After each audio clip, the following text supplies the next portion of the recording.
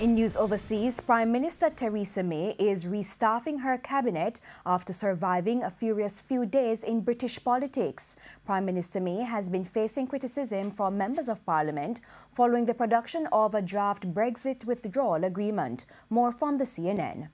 Letters have been trickling into the 1922 backbench committee that could, if they reach the right number, cause her to face a no-confidence vote. This largely over her intransigent stance over her Brexit deal. Now, speaking of that Brexit deal, she managed to stave off a second round of resignations on the subject, with 5 big beasts of the Brexiteer campaign staying inside the cabinet, largely because they said they would like to work with the Prime Minister to try and soften the language, or firm up the language in some cases, on the most contentious issue of all, which remains this backstop insurance policy to prevent a hard border between Northern Ireland, which is part of the UK, and the Republic of Ireland, which is part of the European Union. But given the fact that the Prime Minister has had an iron grip over these negotiations, over the course of the weekend, if we do see the right number of MPs writing to a particular committee, they may have the power to mount a no-confidence vote by early next week and potentially, if they get the numbers, unseat the Prime Minister.